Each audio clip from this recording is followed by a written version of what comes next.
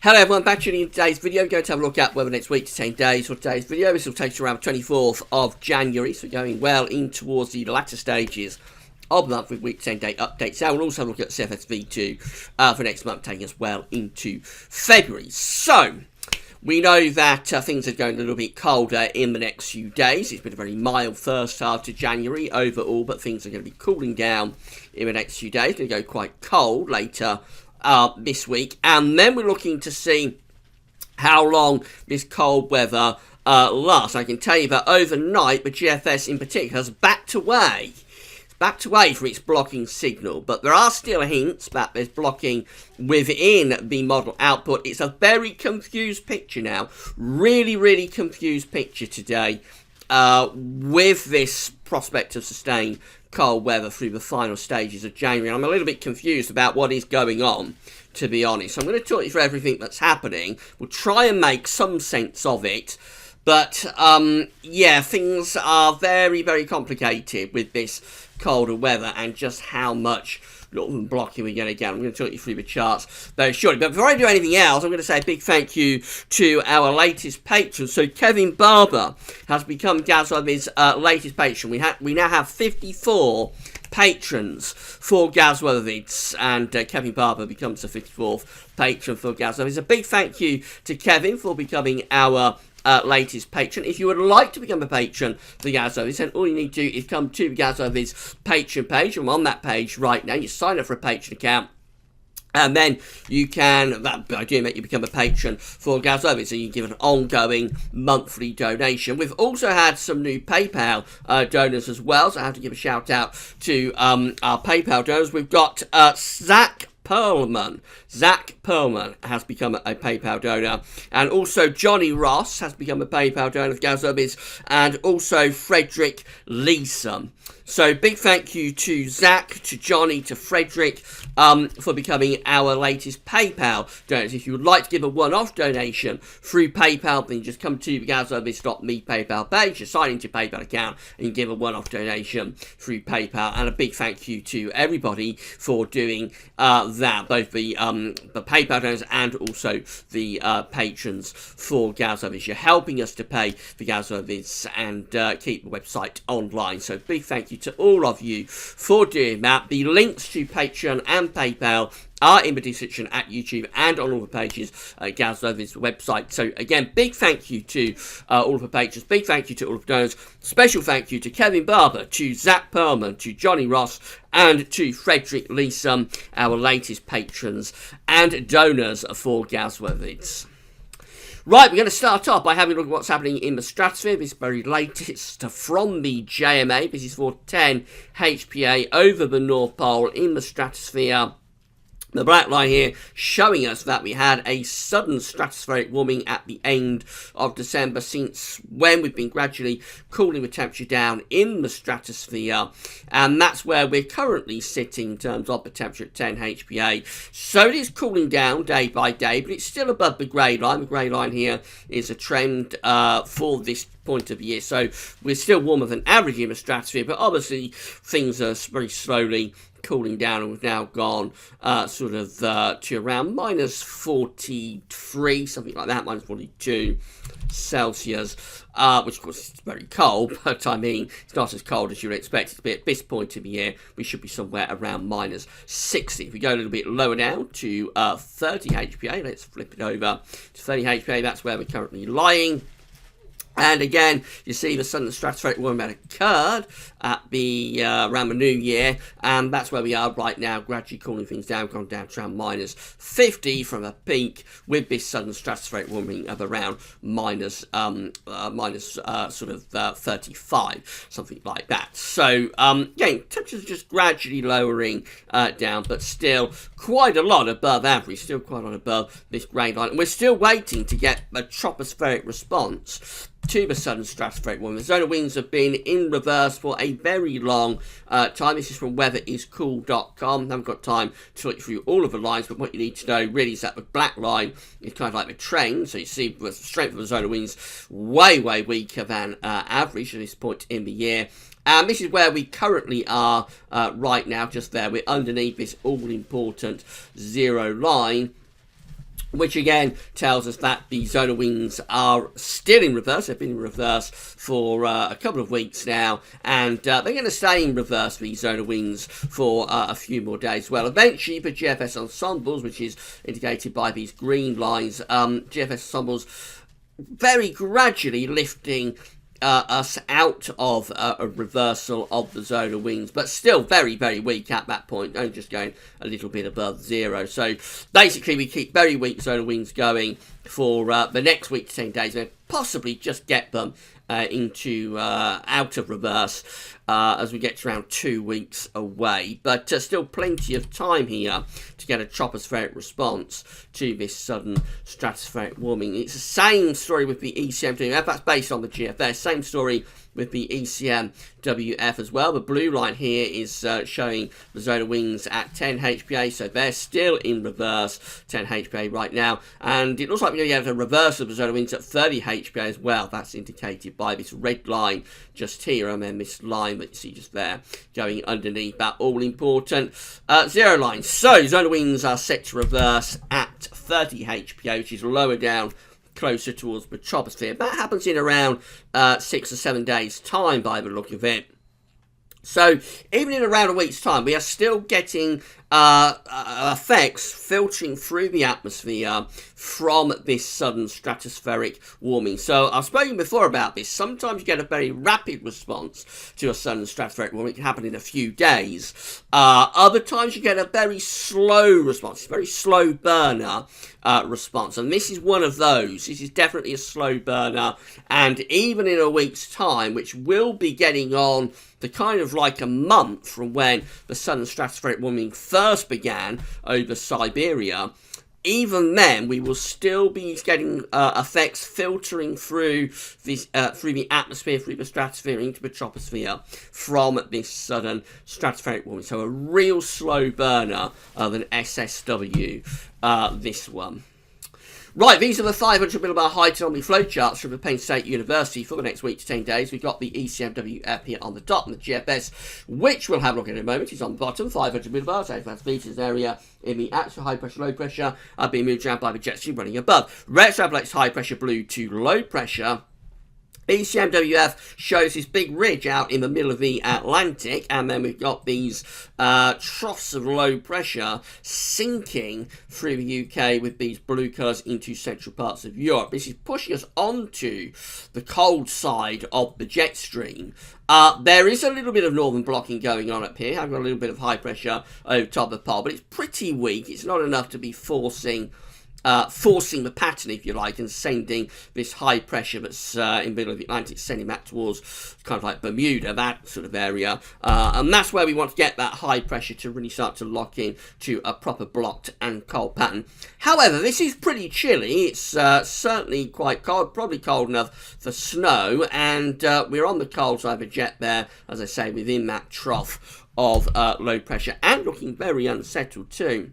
This is the GFS. Now this is more westerly, so we've got the low pressure but below average heights over and kind of like to the north of the UK really, with this one, with the above average heights in the middle of the Atlantic, and this is leaving us in kind of like a flat sort of westerly type flow. So that one's a lot flatter, and therefore it isn't as cold because it's dragging the air in from the middle of the Atlantic Ocean in the 7 to 10 day time frame, which is going to be taking us to around the 24th of January. And no real high pressure signal over the Arctic either. You'll notice still no tropospheric response to the sudden stratospheric warming up to the week to 10 day time frame with the GFS. These are the GFS temperature and precipitation ensembles. We're at Glasgow today. Someone's asked me to have a look at Glasgow. This is how things are looking for Glasgow. So the red line here is a 30-year upper air temperature average for Glasgow. You can see that we are going solidly below average with most of these ensemble members actually for Glasgow. Once again, next few days that way, next couple of days going to be quite mild, but from around Wednesday onwards going below average, and most of those ensemble members are keeping the temperatures below average through towards the end of January. We can actually go to around the 29th, 30th of January with the GFS ensembles. Now, it's still this idea of cold rather than very cold or going into the freezer. So all of these ensemble members are kind of like between -5, -10 at 850 HPA. One or two of them just get a little bit underneath -10 at 850 HPA, particularly that one for a day or so, going down to around -13 at 850 HPA.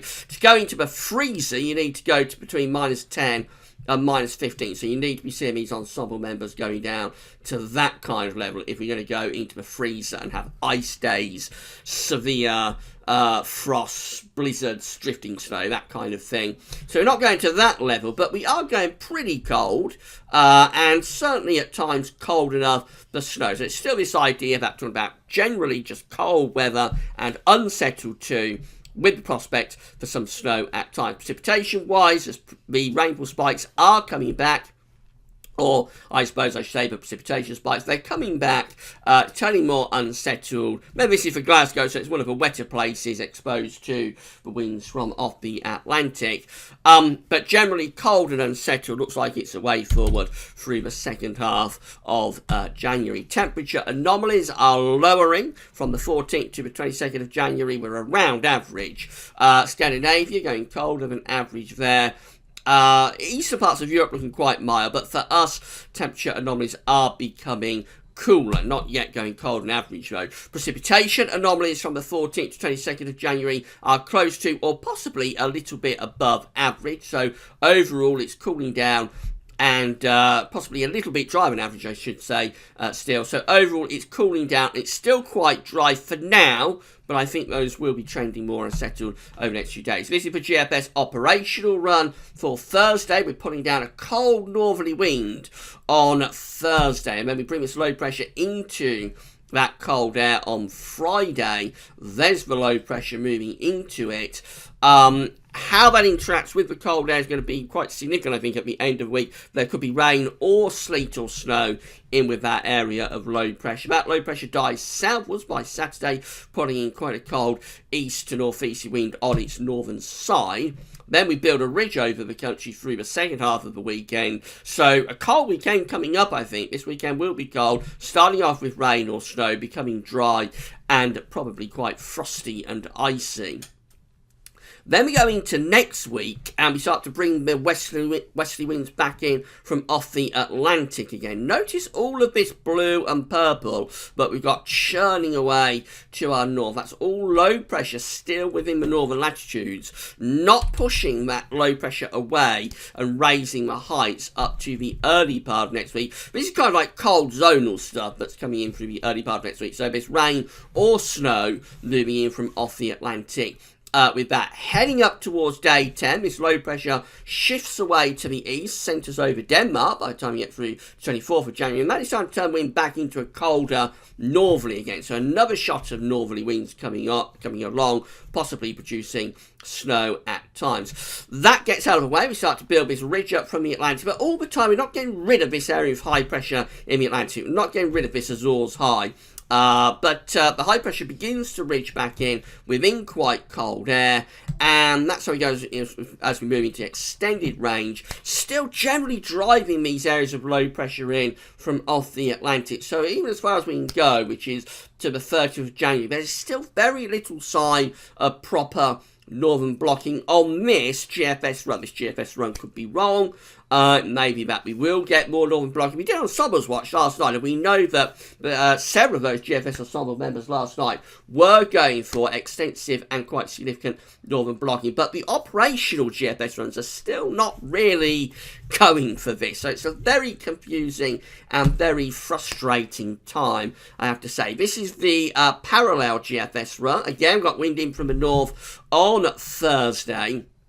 Then that low pressure moves in from the Atlantic on Friday into that cold air, could produce rain or snow. We'll have to look at the exact parameters within the atmosphere later on in the week about that. The low pressure moves away over the weekend. We build this ridge in, so a cold weekend coming up. I think rain, snow to start off with, and then frosty and icy into next week. So low pressure comes in from off the Atlantic. Now this low pressure from Monday into Tuesday next week is coming into cold air, and it has quite cold air behind it, so that might actually be a snow event pushing across the country through the early part of next week with that area of low pressure. That gets out of the way, we turn wind back into the north again, and it's pretty cold through to the middle of next week, Wednesday 23rd of January. That's day 10. It is Thursday the 24th of January, looking stormy. And look how low the pressure is across Greenland and Iceland. Again, no sign of northern blocking whatsoever up to the 24th of January. That's a very strong polar vortex that we have blasting away there. Into the extended range with a parallel GFS run, we just keep these westerly winds going. Again, no real sign of northern blocking. That's how we are at the very end of a parallel GFS run. It's Wednesday the 30th of January. And still struggling to find any high pressure within the northern latitudes still. So no real high pressure signal across Greenland, no high pressure signal over Scandinavia either. Just continuous low pressures churning away in the Atlantic, albeit quite cold zonality at times, and certainly for northern parts of the country, the potential for some frost and snow at times. This is the ECMWF. Again, winds coming in from the north on Thursday. Will be a cold day on Thursday, and this low pressure tries to head in from off the Atlantic on Friday. Much further west with this area of low pressure on the ECMWF. This low pressure is not making inroads into the country like it does on the GFS output. So it's just kind of like sliding away really to the far south-southwest. Could bring a little bit of snow into parts of Ireland, the far west of Wales and southwestern England, but most other places staying dry and probably very cold. And those dry, cold conditions continue through the weekend as well. Early next week, we remain quite dry and cold. We've got this low pressure coming in from the Atlantic on Tuesday. Again, it's coming into cold air, has cold air behind it, so there's an active front in this kind of position that is cold ahead of it, of course. It's cold, it's pretty cold air that's coming in behind as well. So there is a chance of some snow through the early part of next week as that low pressure moves across the country. Then all going rather stormy on the 23rd of January of this deep area of low pressure to the northwest of Scotland. And then that's how we look at day 10. And at day 10, it looks like we're starting to move this low pressure through the UK and into central parts of Europe in that kind of direction. Jet stream going on to a northwest to southeast trajectory, possibly just starting to raise the heights a little bit to the north. Possibly first signs of raised heights a little bit up towards Greenland and the Arctic. But again, not genuine northern blocking signal.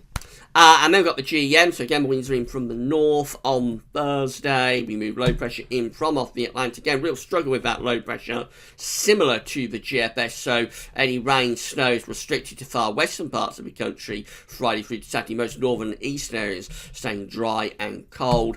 Then we get this build of high pressure over the weekend instead of next week, so it remains dry and cold, probably with hard overnight frost and ice. This low pressure moves in early next week. This is Tuesday, 22nd of January. Again, there's an active weather front that's moving down across the country with that. The air is quite cold ahead of it, and the air is cold behind it, so that could be a snow event pushing across the country through the early part of next week. And then we go up towards day 10 looking like this, similar to the ECM, moving this area of low pressure that we had to the north of Scotland on Wednesday the 23rd, moving that into central parts of Europe by Thursday the 24th. So this again keeping things pretty cold. I think the ECM and the GM are colder solutions compared to the GFS model output. The GFS being very, very stubborn with not wanting to produce all that much in the way of cold weather. Again though, notice on the GM, still no real blocking signal